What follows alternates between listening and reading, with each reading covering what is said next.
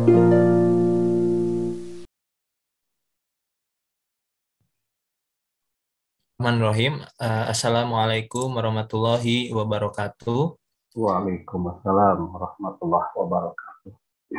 Innal hamdalillah nahmaduhu wa nasta'inuhu wa nastaghfiruh wa na'udzubillahi min syururi anfusina wa min sayyiati a'malina may yahdihillahu fala mudhillalah wa may yudhlil fala hadiyalah. Asyhadu an la ilaha illallah wa asyhadu anna Muhammadan abduhu wa rasuluh allazi la nabiyya ba'da amma ba'du. Yang terhormat kepada Bapak Dr. Elan Sumarna selaku pemateri kajian rutin Shahih Bukhari, dan yang terhormat juga kepada hadirin yang mungkin tidak hanya mahasiswa saja karena ini dibuka untuk umum, juga mungkin ada dosennya yang tidak bisa saya sebutkan satu-satu. Seperti biasa, dan jangan sampai kita lupakan ya, mari kita panjatkan puji serta syukur kita kepada Sang Kholik, Sang Maha Pencipta, yaitu Allah, yang mana telah menciptakan langit dan bumi dan apapun yang ada di dalamnya sehingga manusia bisa berkembang selaku ciptaannya, mulai dari membuat barang elektronik dan menciptakan satelit. Dari hal itu kita bisa dikumpulkan walaupun online dengan memanfaatkan teknologi yang ada. Dan kembali lagi bahwa semua itu adalah bermula dari Sang Pencipta, yaitu Allah Subhanahu wa Ta'ala. Sholawat serta salam mari kita panjatkan kepada Rasul kita Nabi Muhammad Sallallahu Alaihi Wasallam. Dengan syafaatnya, insya Allah kita masih bisa mengetahui dan membedakan mana jalan yang baik dan mana jalan yang benar dan mana jalan yang salah. Sebelumnya, perkenalkan saya Jaisullah Mutasim Iman dari Prodi PAI selaku MC atau moderator pada kesempatan kali ini yang akan menemani hadirin sekalian sampai akhir acara. Nah, dan semoga kita semua senantiasa ada dalam lindungan Allah Subhanahu wa Ta'ala. Amin ya rabbal alamin. Alhamdulillah ya, kajian rutin Shahih Bukhari ya bekerjasama dengan DKM Al Furqon kembali menyapa kita semua. Kajian ini dilaksanakan setiap hari Kamis ya, pukul 4 16.00, dan juga mengingatkan ya kepada para hadirin jangan lupa untuk diharapkan mengisi presensi di link yang akan dibagikan secara langsung melalui chat Zoom ya, dan juga di YouTube. Dan kajian ini juga bisa disaksikan ya melalui live stream. Selanjutnya, acara yang kita nantikan pastinya yakni isi materi langsung gitu ya, diskusi dan juga tanya jawab kepada Dr. Elan Sumarna, MAG. Kepada beliau dipersilahkan.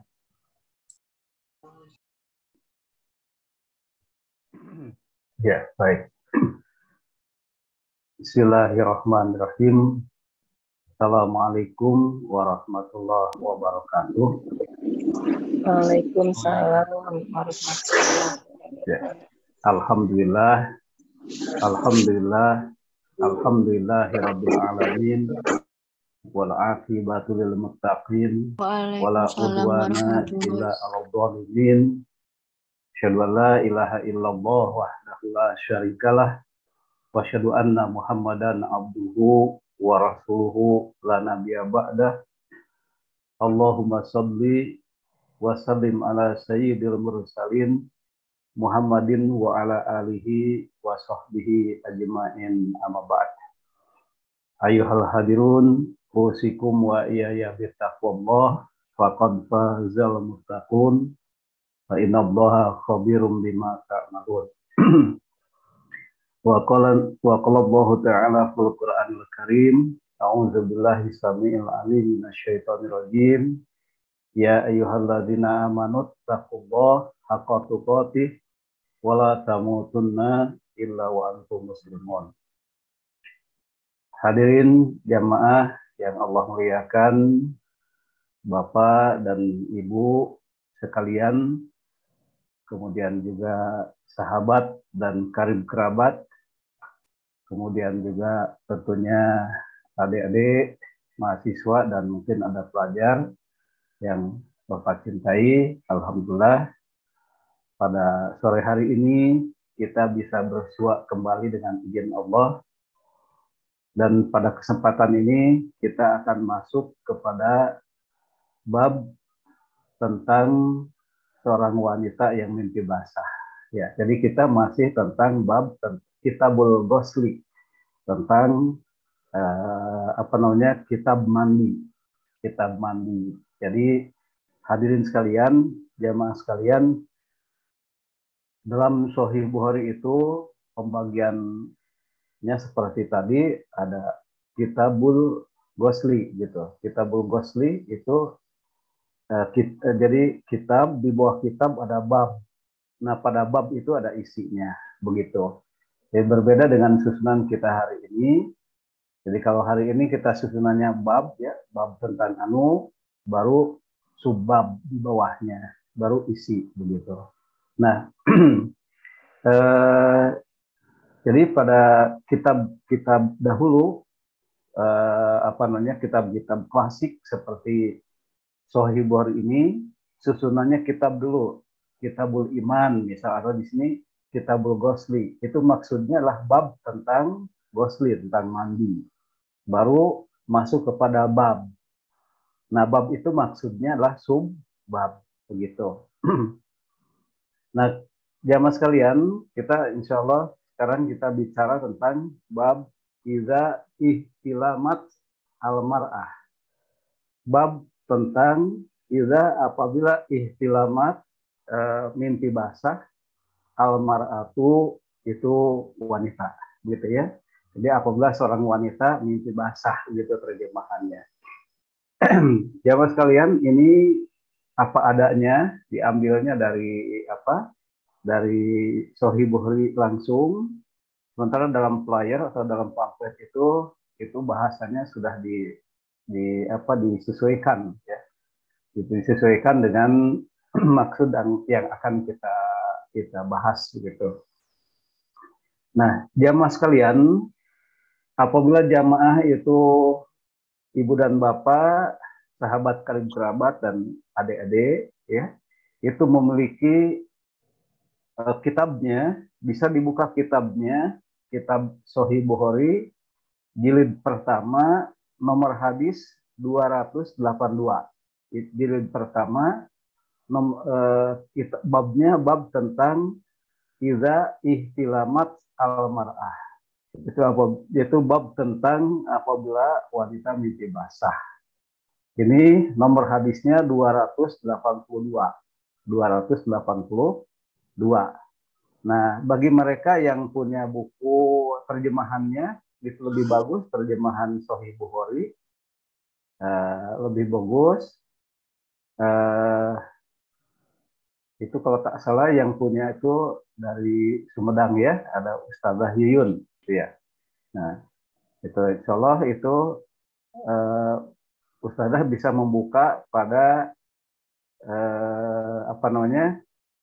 atau yang lainnya, ya, yang memiliki terjemahannya, silahkan terjemahannya. Yang penting kitabnya dan babnya yang sama atau nomor hadisnya, itu biasanya nggak akan berubah. Insya Allah nggak akan berubah, begitu. Kalau jumlah halaman atau halamannya tentu tidak akan sama, begitu.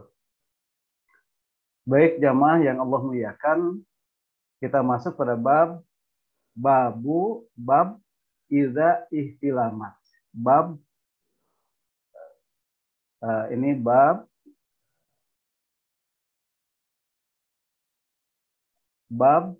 yaitu bab tentang Iza apabila ihtilamat, apabila bermimpi basah, siapa al-mar'atu, seorang wanita, begitu. Nomor hadis 284. Nah, jamaah sekalian, ini saya mengulang, mungkin barangkali ada yang baru bergabung. Jadi kalau kita ngaji hadis berbeda dengan kajian Al-Quran. Kalau kajian Al-Quran itu langsung ke teksnya, ya, langsung ke teksnya. Jadi ketika kita ta'awud, a'udzubillahi minasyaitonirrajim, langsung ke teksnya, begitu. Tetapi kalau ngaji hadis, kita tidak langsung ke teksnya, tetapi langsung berjumpa dengan sanad dan rawi begitu. Nah, setelah sanad dan rawi baru kita masuk ke teksnya. Nah, jadi karena kita ngaji langsung ke kitab sumbernya yaitu kepada Sahih Bukhari-nya, maka langsung kita berhadapan dengan sanad. Nah, ini sanadnya. Nah, sanadnya ini haddatsana telah menceritakan kepada kami. Kami di sini siapa? Kami di sini adalah Imam Bukhari. Begitu. Kata Imam Bukhari, haddatsana telah menceritakan kepada kami. Siapa? Itu Abdullah bin Yusuf. Abdullah bin Yusuf. Nah, jadi Abdullah bin Yusuf berarti adalah gurunya Imam Bukhari yang meriwayatkan hadis kepada beliau. Nah, kemudian qala berkata, siapa yang berkata di sini? Yang berkata adalah Abdullah bin Yusuf, gurunya Imam Bukhari tadi. Dalam rangka apa beliau berkata? Dalam rangka mempertanggungjawabkan hadis yang diriwayatkan kepada Imam Bukhari. Begitu. Kata beliau, akhbarona telah mengabarkan kepada kami. Kami di sini tentu adalah Abdullah bin Yusuf. Siapa yang mengabarkan kepada beliau? Malik. Nah, berarti jamaah sekalian, Malik ini adalah gurunya daripada Abdullah bin Yusuf. Nah, selanjutnya hadis ini diterima dari Hisham bin Urwah, diterima dari Hisham bin Urwah. Nah, kemudian Hisham bin Urwah mendapatkan hadis ini dari abihi, bapaknya. Nah, bapaknya Hisham bin Urwah. Kemudian bapaknya Hisham bin Urwah mendapatkan hadis ini dari siapa? Yaitu dari Zainab binti Abi Salamah. Yaitu dari Zainab, putrinya Abu Salamah. Nah, jadi Hisham bin Urwah mendapatkannya dari bapaknya, dari ayahnya. Ayahnya mendapatkan dari Zainab, putrinya Abu Salamah. Nah, Zainab, putrinya Abu Salamah mendapatkannya dari siapa? Dari Ummi Salamah, dari Ummu Salamah. Siapa Ummu Salamah itu? Yaitu dia Ummul Mukminin, istrinya Rasulullah Shallallahu Alaihi Wasallam. Nah, jadi Zainab bin Abi Salamah mendapatkannya dari Ummu Salamah. Ummu Salamah itu tidak lain adalah istrinya Rasulullah Shallallahu Alaihi Wasallam. Begitu. Kemudian bahwa beliau yaitu Ummu Salamah qalat berkata begini. Nah, jadi itu jamaah sekalian, itu yang namanya sanad. Di sanad yang pertama itu adalah Abdullah bin Yusuf. Ini sanad yang pertama. Artinya sandaran pertama, artinya referensi pertama. Nah, referensi yang terakhir adalah sahabat. Dalam hal ini sahabiah Ummu Salamah. Ini adalah sanad yang terakhir. Sandaran yang terakhir dari hadis ini. Nah, jadi kalau kita bicara sanad atau sandaran itu dari Imam Bukhari terus ke sandaran pertama, sandaran kedua, dan akhirnya kepada sahabat sebagai sandaran terakhir. Begitu. Nah, tetapi kalau kita bicara riwayat, jadi terbalik jamaah sekalian. Riwayat rawi pertama siapa? Rawi pertama dimulai dari sahabat. Dalam hal ini dari Ummu Salamah. Itu rawi pertama. Dan rawi terakhir adalah gurunya daripada penulis hadis, yakni gurunya Imam Bukhari. Nah, ini. Jadi Ummu Salamah itu adalah Ummu Salamah itu adalah rawi pertama, sementara Abdullah bin Yusuf itu adalah rawi terakhir. Jadi cara membacanya kalau dari sahabat begitu, Ummu Salamah meriwayatkan hadis kepada Zainab putrinya Abu Salamah. Zainab putrinya Abu Salamah meriwayatkan hadis kepada bapaknya Urwah, bapaknya Hisham bin Urwah. Nah ini ya, kepada bapaknya Hisham bin Urwah. Bapaknya Hisham bin Urwah meriwayatkan hadis kepada Hisham bin Urwah, anaknya. Hisham bin Urwah meriwayatkan hadis kepada siapa? Kepada Malik, Malik meriwayatkan hadis kepada siapa? Kepada Abdullah bin Yusuf. Nah, Abdullah bin Yusuf meriwayatkan hadis kepada Imam Bukhari, dan Imam Bukhari menuliskannya dalam kitab Sahih Bukhari. Karena itu Imam Bukhari adalah penulis hadis, bukan rawi. Begitu ya, lebih tepatnya Imam Bukhari itu adalah penulis hadis, bukan rawi. Jadi yang lebih tepat itu bukan hadis diriwayatkan, tetapi sesungguhnya hadis dituliskan. Hadis dituliskan oleh Imam Bukhari, begitu. Dia bukan periwayat. Nah, karena setelah ditulis oleh Imam Bukhari hadis tersebut, jamaah sekalian, berarti diriwayatkannya kepada siapa?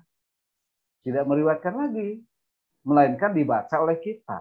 Hadis itu dibaca oleh kita. Nah, begitu. Itu jamaah sekalian. Jadi kalau melihat dari sanad itu kita ngurutnya dari Imam Bukhari sampai ke sahabat, yaitu dari Abdullah bin Yusuf sampai kepada Ummu Salamah. Tetapi kalau kita bercerita tentang riwayat, itu hadis itu kita ceritakan dari Ummu Salamah, dari sahabat kepada penulis hadis, dalam hal ini kepada Imam Bukhari. Begitu. Men. Itulah jamaah sekalian sekelumit tentang rawi dan sanad. Nah, jadi walaupun hadis ini ditulis oleh para penulis hadis, salah satunya oleh Imam Bukhari, tentu dengan cara sanad dan rawi ini validitas kebenarannya bahwa itu dari Rasulullah itu sangat bisa dipertanggungjawabkan. Begitu. Baik, kita masuk kepada teks hadisnya. Nah, kita sampai an Ummi Salamah tadi, dari hadis ini didapat dari Ummu Salamah, yaitu Ummul Mukminin. Beliau itu adalah Ummul Mukminin. Nah, kata beliau dari Ummul Mukminin, annaha, beliau itu qalat, pernah berkata begini. Nah, Ummul Mukminin yang meriwayatkan hadis ya. Nah, kata beliau, kata Ummul Mukminin, ja'at, telah datang. Siapa yang telah datang? Ummu Sulaim. Siapa Ummu Sulaim itu? Ummu Sulaim itu tidak lain adalah Imratu Abi Thalhah, istrinya Abu Thalhah. Nah, jadi kata Ummu Salamah, suatu ketika datang seorang perempuan yang namanya Ummu Sulaim, di mana perempuan tadi tidak lain adalah istrinya Abu Thalhah, sahabat yang namanya Abu Thalhah. Nah, datang ila Rasulillah, menjumpai Rasulullah sallallahu alaihi wasallam. Datang menjumpai Rasulullah sallallahu alaihi wasallam. Nah, faqalat, lantas dia berkata. Siapa yang berkata? Ummu Sulaim. Ummu Sulaim kemudian berkata ya kepada Rasulullah. Nah, kata beliau, kata Ummu Sulaim, ya Rasulullah, wahai Rasulullah. Good, ya. Innallaha, sesungguhnya Allah itu la yastahi, tidak malu, Allah tidak malu, minal haqqi, untuk membicarakan sebuah kebenaran. Ya, Allah itu tidak malu membicarakan kebenaran. Begitu. Nah, apakah alal mar'ah, apakah bagi seorang perempuan itu min goslin, ada kewajiban mandi? Yaitu idza apabila dia perempuan tadi ihtilamat. Jika perempuan tadi mimpi basah. Nah, jadi dari hadis ini sama, perempuan juga ada di sekalian nih mimpi basah, begitu ya. Nah, jamaah sekalian, nah terutama yang bapak-bapak nih, adik-adik putra ya, sahabat kalian sekalian ya, ini kita nih lagi bicara tentang muslimah. Sangat banyak manfaatnya pengetahuan ini, walaupun bagi bapak-bapak dan bagi adik-adik putra, terlebih tentu saja bagi ibu-ibu dan adik-adik putri, terlebih begitu ya. Ini sangat, jadi jangan punya anggapan wah itu mah materinya untuk perempuan, enggak ya, laki-laki harus paham ya, karena dalam kehidupan itu harus terjalin sinergi ya, harus terjalin sinergi antara laki-laki dan perempuan. Nah, oleh karena itu para laki-laki harus paham ya, kalau memang ada putri, ada ibu-ibu, ada putri yang memang bisa menguasai fikih wanita, oh itu lebih bagus, begitu, lebih bagus ya, baik. Nah, jadi Ummu Sulaim itu bertanya kepada Rasulullah, ya Rasulullah, innallaha la yastahi. Allah itu tidak malu minal haqqi untuk berbicara kebenaran. Begitu. Nah, apa yang akan ditanyakan dengan pembukaan seperti itu? Ini bagus Ummu Sulaim ya, jamaah sekalian, ini bagus. Jadi dia membuka satu pembicaraan kepada Rasulullah, sesuatu yang sebenarnya dia sendiri malu sebenarnya karena berbicara tentang perempuan kepada Rasulullah Shallallahu Alaihi Wasallam. Namun karena itu hal yang sangat penting diutarakan, akhirnya dia memaksakan diri untuk bertanya.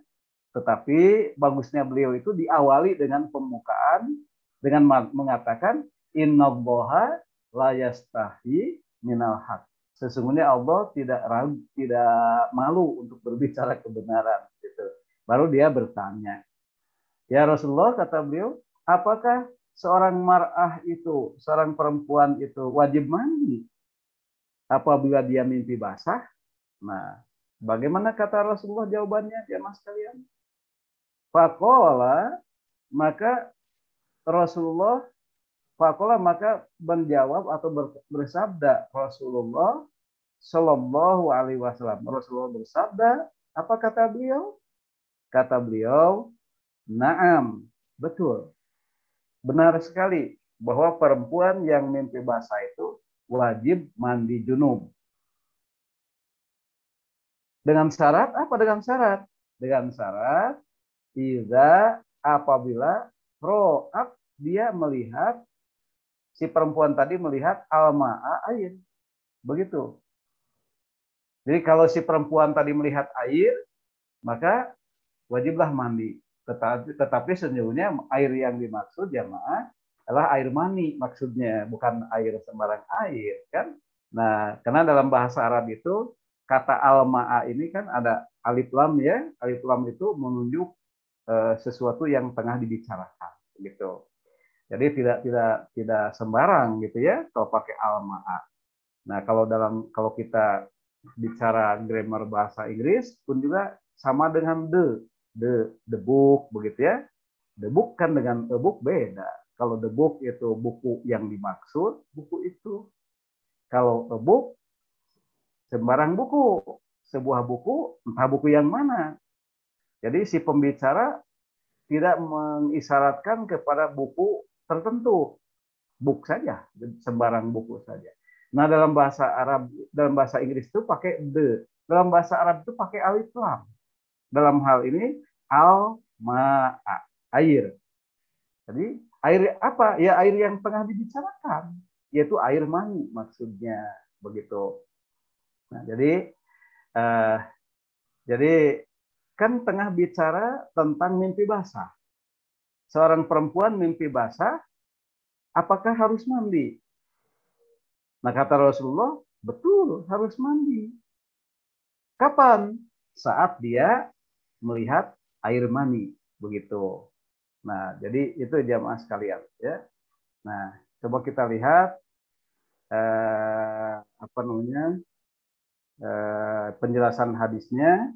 Ini jamaah bisa dipoto saja ini kalau ada yang butuh hadisnya, karena nggak ada, misal tidak punya kitabnya atau bukunya, buku terjemahan Bukhari-nya, silahkan dipoto berikut terjemahannya gitu.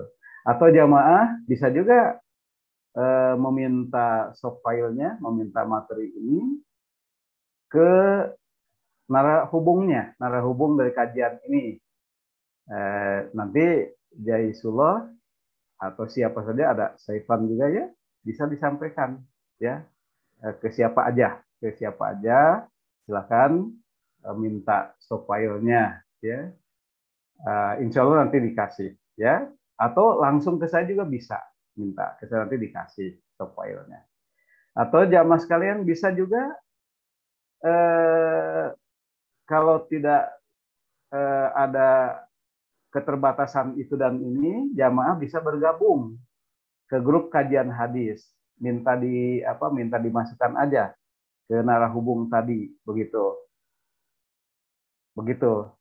Atau bisa dibagikan juga melalui permintaan dari jamaah sekalian tadi. Ya. Nah, jadi seperti itu. Nah, jamaah sekalian, kita masuk ke penjelasan hadisnya. Jamaah sekalian, hadis ini menjelaskan bahwa apabila seorang wanita bermimpi basah, nah jadi wanita itu juga mimpi basah sama dengan laki-laki. Hanya tentu saja ukuran daripada kebaligan laki-laki dengan perempuan kan berbeda. Kalau laki-laki baliknya diawali dengan mimpi basah itu sendiri, tapi kalau perempuan baliknya ya diawali dengan head, begitu diawali dengan head, lalu dia balik, ya. Nah, jamaah sekalian, jadi hadis ini menjelaskan bahwa apabila seorang wanita bermimpi basah, maka ia wajib mandi. Dengan syarat apa? Dengan syarat jika dia melihat air mani. Nah, begitu, jika melihat air mani. Jikalau artinya, jamaah sekalian, kalau wanita itu, ya, termasuk laki-laki dalamnya tentunya, ya. Jikalau wanita tadi, atau si laki-laki, boleh juga, karena dalam hal ini sama dengan laki-laki, jika dengan mimpi basah itu dia menjumpai adanya air mani pada kemaluannya, maka dia wajib mandi. Hanya tentu saja jamaah sekalian, kita harus mengidentifikasi dulu apa betul itu mani atau wadi atau mazi. Nah, ada tiga istilah yang kemarin kita bicarakan. Apa yang basah pada kemaluan kita itu adalah mani atau mazi atau wadi. Nah, itu yang harus diidentifikasi. Karena perlakuannya beda. Kalau itu mani, maka kita wajib mandi junub. Begitu. Tetapi kalau itu mazi atau wadi, maka tidak perlu mandi wajib. Cukup dengan mencipratkan air ke kain kita yang padanya ada air, ada mazi atau wadi tadi. Tetapi sebelumnya dicuci dulu tentunya. Kemaluan kita dicuci dulu, kemudian dicipratkan air. Begitu ya. Nah, tidak perlu mandi kalau itu wadi atau mazi. Begitu. Jadi harus ada identifikasi dulu dari kitanya. Begitu. Nah, kemudian jamaah sekalian, persoalannya, nah ini nomor 3 nih persoalannya. Nah, ini persoalannya. bagaimana jika kita ragu? Apakah air itu madhi atau mani? Kita nih ragu. Mani atau madhi ya? Nah, begitu. Nah, maka apa yang harus kita lakukan? Ya, apa yang harus kita lakukan? Ibu, Wihela. Apabila air Udah itu, dijemput. apabila kita ini ragu, apakah air itu madhi atau mani, maka ia tak wajib mandi. Kalau ragu, begitu tak wajib mandi. Kenapa? Karena kembali pada hukum asalnya. Kalau kita ragu, tidak bisa memutuskan, gitu ya. Ini mani atau madhi ya? Nah, begitu. Ini mani atau madhi ya? Nah, ragu kita, maka kita tidak perlu mandi junub. Karena apa? Karena kembali kepada hukum asalnya. Bahwa hukum asalnya kita ini suci.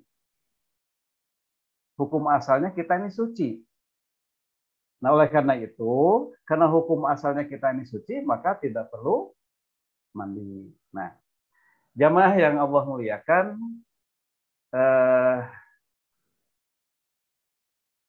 ini ada perbedaan mani, wadi, dan madhi. Barangkali ini sudah dibahas kemarin. Nah, barangkali ada yang baru bergabung, ya. Selamat bergabung kepada yang baru bergabung. Ya. Nah, jadi kalau mani itu cairan yang lengket yang keluar dari kemaluan kita, ya, karena syahwat, karena dorongan syahwat, begitu. Dan sifatnya deras memancar, begitu ya. Ya, deras memancar. Jadi, nah bagi laki-laki memang memancar, bagi perempuan mungkin tidak memancar, tapi yang penting derasnya itu. Kalau mani, gitu ya. Dan itu wajib mandi. Setelah dibersihkan, wajib mandi. Nah, kalau madhi, nah ini kita ulang, kalau madhi itu juga cairan yang keluar dari kemaluan kita, tetapi tidak sederas mani. Jadi keluar dari kemaluan kita, tentu saja cairan itu lengket, ya, berwarna putih, ya, lengket berwarna putih dari kemaluan kita keluar karena dorongan syahwat. Sama karena dorongan syahwat pemalti. Tetapi syahwatnya itu karena rangsangan saja. Ya, karena rangsangan saja. Rangsangan awal maksudnya karena misal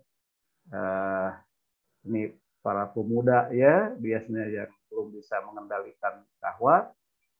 Maksudnya rangsangan-rangsangan itu karena terangsang dengan cerita-cerita yang kita dengar dari orang lain.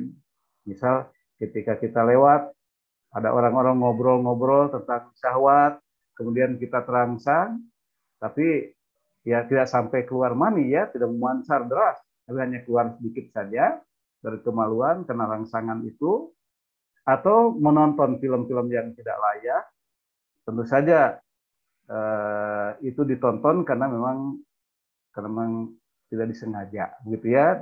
Dan tentu saja bagi generasi kaum muslimin jamaah sekalian tentu itu harus dihindari.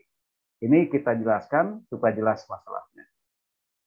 Jadi keluar saja, nah itu adalah madhi, begitu ya. Cairan lengket keluar karena dorongan awal syahwat, begitu. Tetapi kalau wadi adalah cairan yang keluar dari kemaluan kita, itu laki dan perempuan sama, ya. Itu karena kelelahan, karena kecapean, karena kedinginan. Nah, begitu. Ini bukan karena syahwat kalau wadi. Tetapi dua-duanya, baik wadi ataupun madhi, itu tidak wajib mandi. Hanya dibersihkan, diciprat saja, kemudian berwudu saja. Begitu. Nah, itu. Nah, kembali kepada nomor 3 tadi, jamaah sekalian. Jadi, apabila kita ragu, madhi atau mani, ya. Ini masalahnya ragu. Karena mungkin lupa, mungkin dan lain sebagainya. kita tidak bisa mendefinisikan karena lupa kasusnya misal ya. Nah, kalau kita ragu seperti itu, jamaah sekalian, itu tidak perlu mandi. Tidak perlu mandi. Kenapa tidak perlu mandi? Sebab kembali kepada hukum asal. Hukum asalnya bahwa kita ini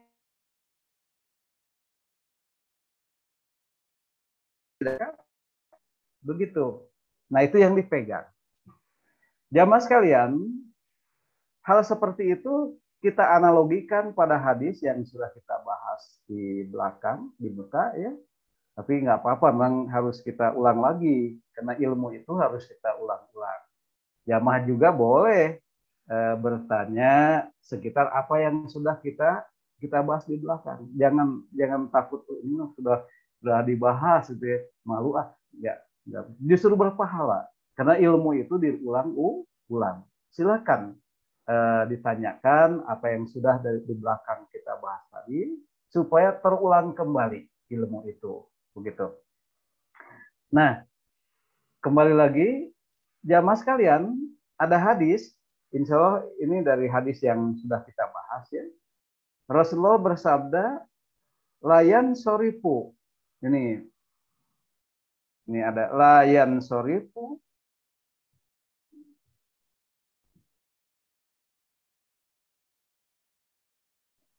Nah, layan sorifu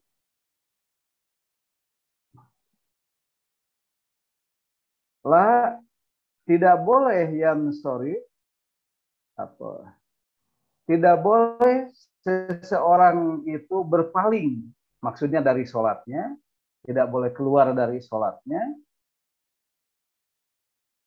hatta sehingga dia itu yasma'u mendengar. Mendengar apa? Mendengar sautan suaranya. Atau yajidu dia menemukan atau mendapati rihan baunya. Nah, ini kasusnya orang yang sholat yang kentut begitu ya. Orang yang sholat yang kentut itu kan seringkali jamaah sekalian ketika kita sholat itu ini kentut nggak ya? Nah, tuh ya. Nah, padahal itu lipatan kulit. Itu lipatan kulit yang ketika sujud mungkin terbuka ya, bagian kulit kita terbuka, pantat kita terbuka sehingga ada perasaan teh kentut begitu. Nah, jadi kita kembali jamaah sekalian. Jadi kalau persoalan hukum itu bukan persoalan prasangka, tetapi persoalan keyakinan. Kalau prasangka atau ragu itu harus ditinggalkan. Harus ditinggalkan dan kembalinya kepada hukum asal tadi. Itu cara menyikapinya seperti itu.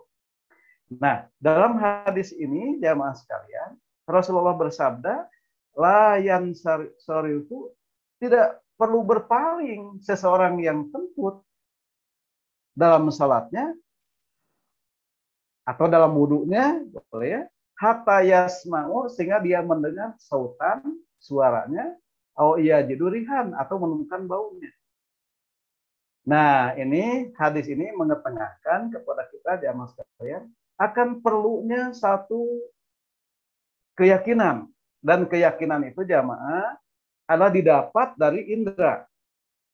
Kalau itu terukur dengan indera, baik penglihatan atau pendengaran atau penciuman, maka kita yakin.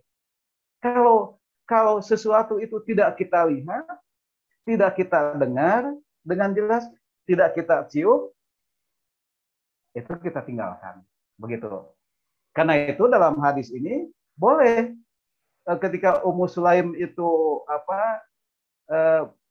dibolehkan oleh Rasulullah mendefinisikan bahwa dia mimpi basah kalau dia melihat air mani tadi. Nah, gitu kan. Kalau tidak yakin itu air mani, ya tidak usah mandi. Begitu. Karena dasarnya tidak yakin, dasarnya tidak masih ragu dasarnya, begitu. Nah, dasarnya ya hadis ini orang yang kentut tadi kalau dia betul-betul mendengar bahwa itu kentut, ada suaranya jelas, kemudian mencium ada baunya, begitu. Kita definisikan itu kentut. Begitu. Kalau itu tidak terdengar, maksudnya tidak terasa, ya, tidak terasa bahwa kita kentut, begitu. Hanya apa nih, ragu apakah kentut atau bukan, ya? Atau ketika sujud itu, ketika lipatan kulit kita terbuka, misalnya, rasanya ada sesuatu yang bunyi begitu, ya, maka itu perasaan, begitu. Tidak perlu diikuti, jamaah sekalian. Kita tinggalkan, sholat kita lanjutkan, seperti kasus yang dalam hadis ini. Jadi kalau itu suaranya tidak jelas, kita ragu ada tidaknya suara, kita ragu tidak ada apakah ada baunya, ya kita lanjutkan sholatnya. Nah, di jamaah sekalian, jangan sekali-kali kita terjebak pada prasangka. Kalau kita mengikuti prasangka, maka nanti setan akan menyelinap ke dalam hati kita, memanjangkan angan-angan. Sehingga ada kasusnya, misal ada orang yang takbir beberapa kali dalam sholat wajib, maksudnya Allahu Akbar, tiba-tiba Allahu Akbar, terus aja Allahu Akbar. Setelah beberapa kali takbir, lalu dia iftitah. Nah, jadi orang tadi terjebak pada reka perdaya setan. Misal, ini barangkali takbirnya belum memenuhi syarat, ya, begitu. Jadi ulang lagi, begitu. Nah, atau ada orang yang wudu, yang sering terjadi adalah orang yang wudu sampai 1 bak penuh, habis, belum selesai juga wudunya. Ada yang kasus begitu. Gara-gara apa? Gara-gara dia terjebak pada prasangka. Nah, oleh karena itu, hukumnya kalau kita terjebak pada prasangka, tinggalkan. Kembali kepada hukum asalnya. Begitu. Itu caranya. Jamaah sekalian, itu. Kemudian yang keempat, kita simpulkan bahwa hadis ini menunjukkan pertama bahwa betapa baiknya itu Ummu Sulaim, sehingga dia itu bertanya, walaupun malu-malu dia memaksakan diri bertanya, ya. Tapi tentu saja dia supaya tidak, untuk menutupi rasa malunya tadi, dia memulainya dengan pembukaan bahwa Allah itu tidak pernah malu untuk menceritakan kebenaran. Nah, demikian juga jamaah sekalian, jamaah juga tidak perlu malu untuk bertanya perihal ini, begitu. Karena Allah juga tidak malu. Seperti tidak malunya Ummu Sulaim, begitu. Nah, kemudian jamaah sekalian, nah ini dari hadis ini juga bercerita tentang penetapan sifat tidak malunya Allah, ya, penetapan tentang sifat tidak malunya Allah ketika bercerita tentang kebenaran, seperti dalam ayat yang tadi, wallahu la yastahi minal haq. Ya, Allah tidak malu untuk bercerita tentang kebenaran, begitu. Nah, ya, kemudian coba hadis berikutnya, ayat berikutnya, innallaha la yastahi an yadriba matalan. Allah tidak malu untuk menceritakan perumpamaan. Perumpamaan apa? Perumpamaan. Jadi Allah itu zat yang maha kuasa, zat yang maha sempurna, tetapi dia menciptakan seekor nyamuk. Begitu kan? Menciptakan seekor binatang yang rendah. Allah tidak malu untuk bercerita tentang itu. Begitu.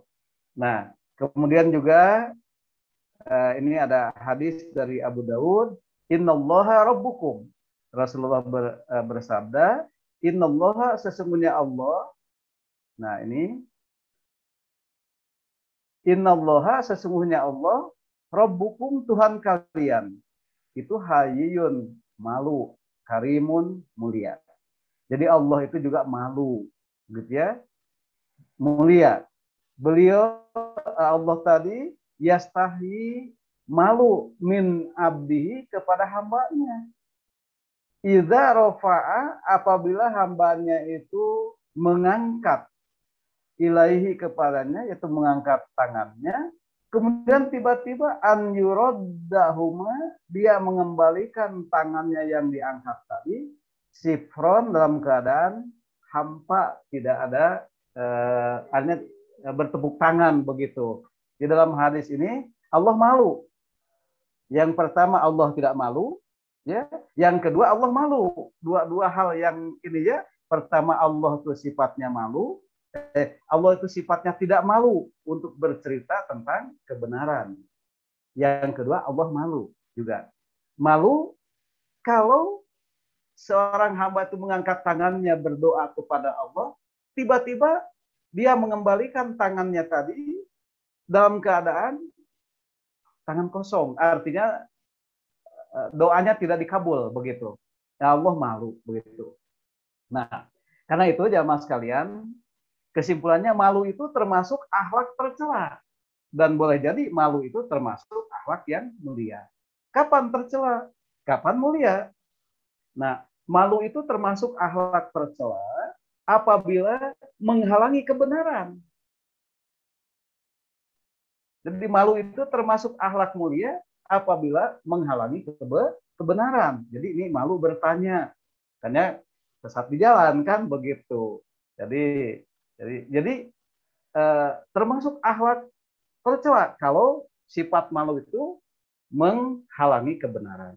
Tetapi malu termasuk akhlak mulia kalau tidak menghalangi kebenaran. Nah, seperti itu. Itu jamaah sekalian, bahasan kita hari ini barangkali banyak yang akan kita diskusikan. Silakan pada Jaizullah, barangkali ada hal-hal yang kita bicarakan. Enggak? Ya, Bapak, sebelumnya izin menyimpulkan dulu sebelum ke acara yang selanjutnya, yaitu wanita atau pria yang mimpi basah itu wajib atau harus mandi wajib jika melihat air mani, ya. Dan juga jika yang keluar itu adalah air mazi, maka tidak perlu untuk mandi wajib, tapi hanya mencipratkan saja di tempat keluarnya. Lalu yang ketiga, jika ragu apakah air itu mazi atau mani, maka tak wajib mandi karena sesuatu itu kembali pada hukumnya. Nah, mungkin kita akan lanjut kepada sesi yang selanjutnya, yaitu sesi diskusi atau tanya jawab. Dipersilakan kepada yang mau bertanya untuk raise hand, menghidupkan fitur raise hand-nya. Ini di saya ada Kang Faisal Faza, guru SMP PGII 2. Mungkin boleh dipersilakan. Ya, terima kasih MC. Assalamualaikum warahmatullahi wabarakatuh. Assalamualaikum warahmatullahi wabarakatuh. Silakan Pak Faisal. Mangga. Pertanyaannya, terima kasih juga kepada Pak Kiai yang sudah memberikan ilmunya. Sebelumnya, perkenalkan saya Faisal Faza, saya temannya Teh Tati ya. Teh Tati dari program Pasca UPI PAI. Saya mau bertanya Pak Kiai mengenai hukum seseorang suami yang dimana sudah memiliki wudhu, tetapi beliau mencium istrinya. Saya pernah bertanya ke beberapa seorang ustadz, tetapi belum menemukan jawaban yang memuaskan gitu. Apakah hukumnya batal saat seseorang memiliki wudhu, seorang suami memiliki wudhu, tetapi mencumbu istrinya dalam artian menciumnya dulu gitu saat mau pergi ke masjid gitu atau kemana gitu. Mungkin itu saja Pak Kiai pertanyaan saya. Terima kasih. Wassalamualaikum warahmatullahi wabarakatuh. Waalaikumsalam warahmatullahi wabarakatuh. Alhamdulillah. Terima kasih Pak Faisal, jazakallah khairan. Ya, terima kasih ke Bu Tati ya, temannya Bu Tati. Alhamdulillah. Ya. Ini pertanyaan yang bagus, jamaah sekalian. Nah, ini yang disebut dengan akhlak mulia. Tidak mengapa, memang harus ditanyakan gitu. Tidak usah malu seperti yang disampaikan tadi gitu. Nah, orang yang sudah berwudu kemudian bersentuhan kulit dengan dengan lawan jenisnya, apa itu istrinya ataupun ibunya ataupun siapapun dari perempuan lawan jenisnya, pendapat dari Syafi'iyah dan Imam Syafi'i sendiri adalah batal. Nah, begitu ya, batal. Tetapi pendapat imam yang lainnya tidak batal. Begitu. Dengan melihat berbagai dalil, dalil gitu ya. Ternyata lamastumun nisa, kalimat lamastumun nisa seperti yang sudah dipaparkan, itu maknanya adalah bersentuhan di sana, maksudnya saling menyentuh.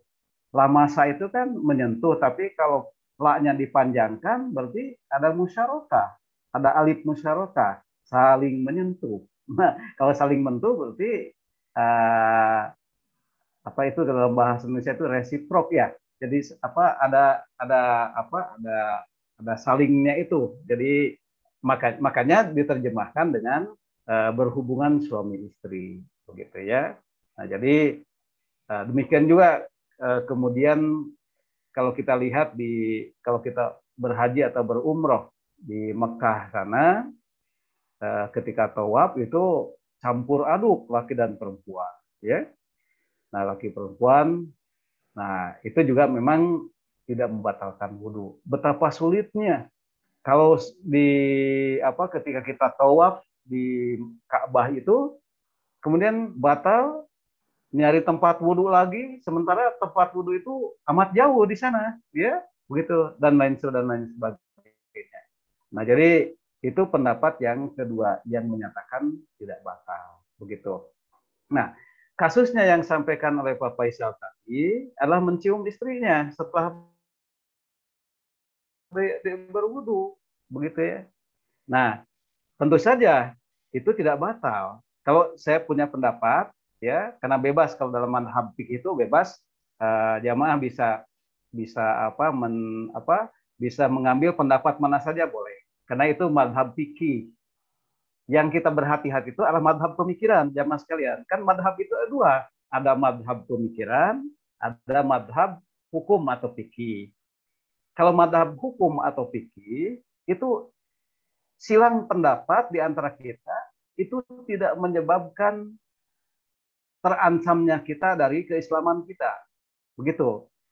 Jadi, misal antara kunut dan tidak kunut.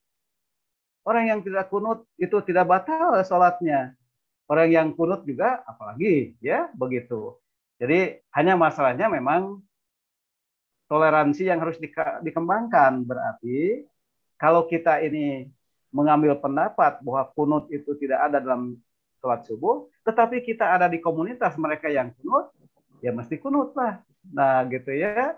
Ini kan, nah nanti juga sholat taraweh sebenarnya lagi jamaah sekalian, sholat taraweh ada yang 2-3, ada yang 11 dan sebagainya. Ya, itu masih silakan saja. Bebas saja kita mengambil yang mana. Toh yang diperdebatkan itu masalah furu.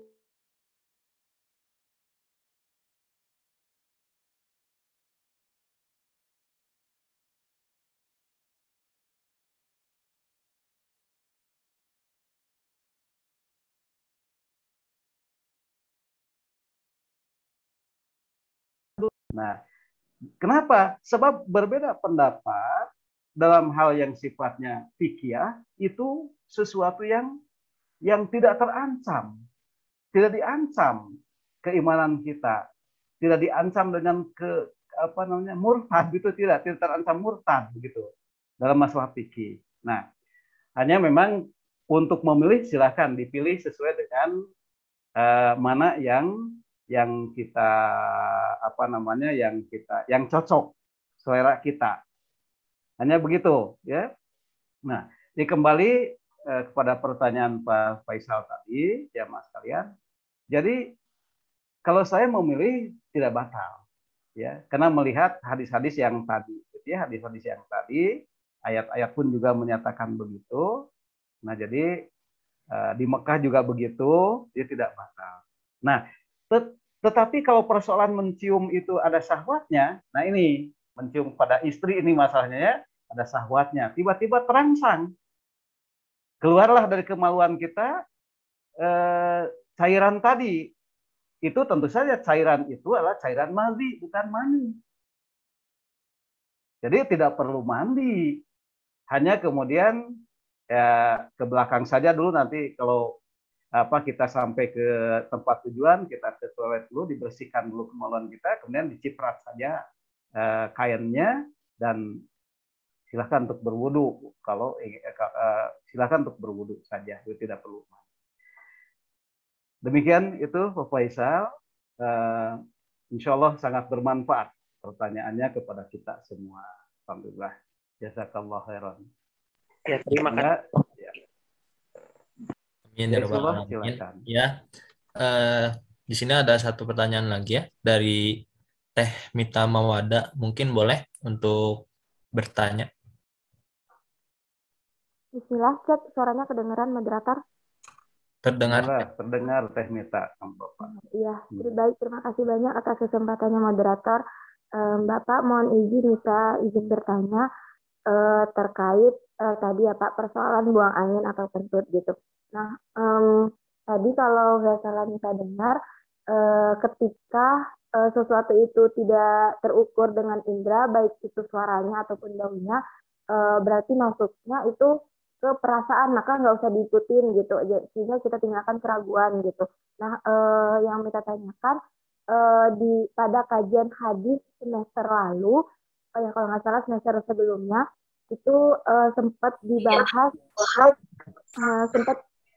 terkait batal atau tidaknya wudhu ketika dalam keadaan tidur. Nah, dalam hadis tersebut dibahas juga, kalau nggak salah Bapak pernah bahas bahwa Rasulullah pernah tidur bahkan sampai mendengkur gitu, tapi Rasul tidak mengambil wudhu kembali gitu. Artinya wudhunya wudhu yang sebelumnya masih tetap dipergunakan. Nah, dalam hal ini kaitannya bagaimana ya Pak? Soalnya kalau dikarenakan ketika kita tidur otomatis indera kita juga tidak kita sadari gitu. Artinya penciuman kita juga tidak terlalu bekerja secara maksimal, apalagi pendengarannya ketika tidur karena hilangnya akal gitu. Nah, apakah hadis tersebut masih berlaku atau bagaimana ya Pak kaitannya? Terima kasih banyak. Baik, ya terima kasih Teh Mita. Alhamdulillah, jazakallah khairan. Ya, baik, jamaah sekalian, ini bahasan baru dari Teh Mita. Ya, jadi memang Rasulullah pernah tidur pulas, saking pulasnya bahkan mendengkur, begitu. Tetapi dia tidak memperbaharui wudhunya. Dia bangun, kemudian dia sholat malam bersama Ibnu Abbas saat itu, begitu. Nah, kemudian tertidur lagi, kemudian bangun lagi untuk sholat qobla subuh, dan kemudian memimpin sholat subuh, begitu. Tidak memperbaharui wudhunya. Jadi dengan demikian kesimpulannya, tidur itu tidak membatalkan wudhu. Walaupun Rasulullah tadi mendengkur sampai mendengkur. Nah, memang ada ulama yang berpendapat itu kan tidurnya Rasul, beda dengan tidurnya kita katanya, gitu ya. Kalau tidurnya Rasul, matanya mungkin matanya tertutup, terpejam, ya, memejamkan matanya, tetapi hatinya tidak tidur. Ada yang pendapat begitu, ya. Tetapi jamaah sekalian, bahwa Rasul itu adalah suri tauladan kita. Rasul itu suri tauladan kita. Begitu. Artinya apa yang terjadi pada Rasul boleh kita contoh. Begitu. Karena itu jamaah sekalian,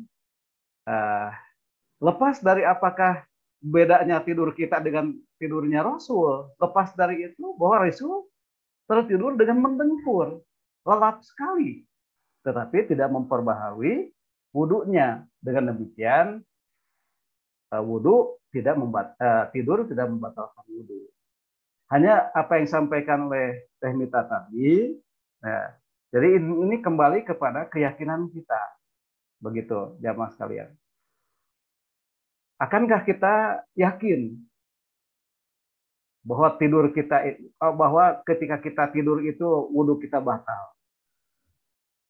Begitu. Kalau ketika kita tidur itu kita merasa batal wudhu kita, ya sudah, kembali ragu. Kalau kita ragu bahwa tidur kita ini menyebabkan dengan tidur kita ini kita tidak tahu bahwa kita ini hadas atau tidak begitu dengan tidur kita ini. Nah, ini saya ragu nih. Jangan-jangan wudhu kita ini batal karena kita tidak tahu ya dalam kondisi tidur itu begitu. Nah, di sini yang bermainnya adalah perasaan. Nah, kalau kita ragu itu batal, ya ragu itu batal, maka alangkah baiknya kita berwudu kembali untuk meyakinkan, begitu. Untuk meyakinkan. Jadi kita wudu lagi untuk meyakinkan kalau kita merasa bahwa tidur kita ini dalam tidur kita ini kita berbuat sesuatu yang tidak disadari bahwa kita ini batal wudunya. Kalau kita yakin, merasa yakin ini kita tidur ini tidak batal, ya sudah, itu yang dipegang. Nah, gitu. Nah, jadi itu kan dalam kondisi tidur, ya. Kalau hadis yang tadi, hadis yang ini kan dalam kondisi terjaga. Hadisnya dalam kondisi kita terjaga, tidak dalam keadaan tidur, begitu. Nah, ini kita tidak dalam keadaan tidur, terjaga kita. Tiba-tiba dalam sholat itu kentut, misalnya kentut, buang angin. Nah, tetapi buang angin itu perasaan atau memang sebenarnya? Nah, harus dilihat secara indrawi. Kalau itu hanya perasaan tiba-tiba memang tidak ada suaranya, gitu ya, hanya terbaca dengan perasaan saja bahwa rasanya ada sesuatu yang itu ya di pantat kita. Nah, itu mah tidak usah diikuti karena itu mah hanya lipatan-lipatan kulit saja kesimpulannya, begitu. Nanti jadi kesimpulannya dari pertanyaan Teh Mita tadi, jamaah yang Allah muliakan, hadis ini dalam keadaan sadar, dan dalam keadaan kita terjaga. Tapi hadis yang tadi tentang tidurnya Rasul tadi, itu dalam keadaan tidur. Begitu, dalam keadaan tidur, Rasul tidak memperbaharui wudunya. Kita ingat kepada adab-adab tidur yang sunnah, itu kalau tidur ya wudu dulu. Nah, Rasul itu wudu dulu. Nah, tapi banyak riwayat-riwayat yang menyatakan Rasul itu kalau sudah tidur berwudu lagi. Ada juga yang itu berwudu lagi untuk sholat. Tapi kasus ini beliau tidak wudu, langsung sholat. Jadi Rasul pun juga melakukan dua hal, bahwa Rasul setelah tidur tidak wudu langsung sholat. Ini ingin menjelaskan kepada kita bahwa tidur itu tidak membatalkan wudu. Tetapi bahwa Rasul juga sering melakukan wudu setelah tidur, juga ada hadisnya. Nah, ini mengetengahkan kepada kita bahwa bolehnya kita memperbaharui wudu setelah tidur. Nah, jadi kembalinya jamaah sekalian adalah pada kondisi kita. Nih, kita ini yakin nggak ya bahwa tidur kita ini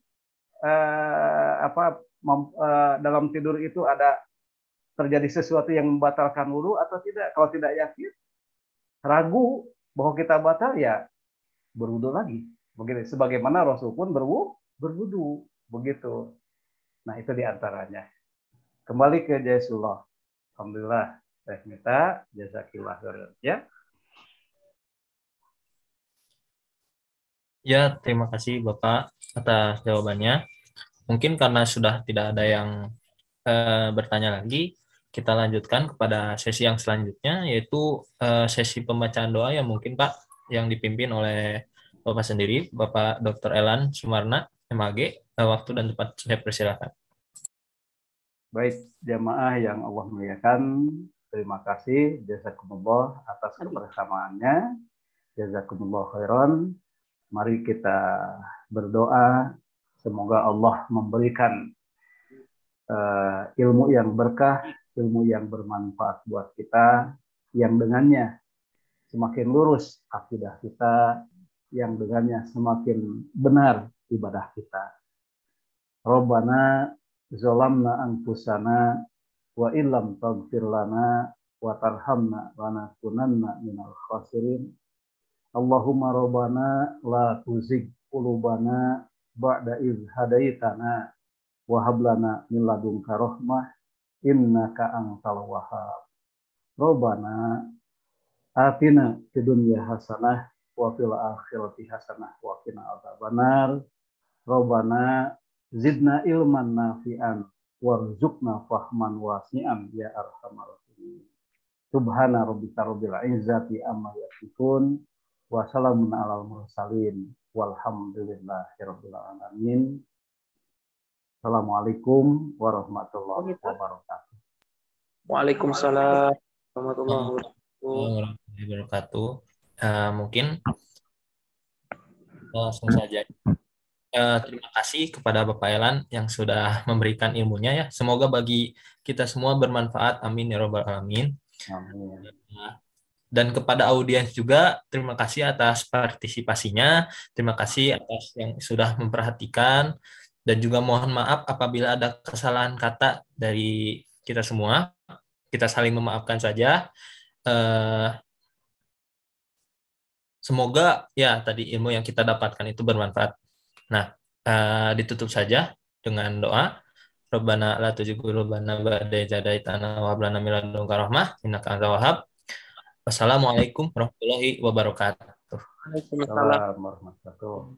Permios sadayana jamaah. Mohon Bapak.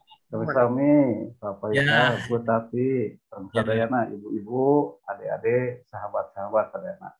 Mangga. Assalamualaikum warahmatullahi wabarakatuh. Waalaikumsalam warahmatullahi wabarakatuh.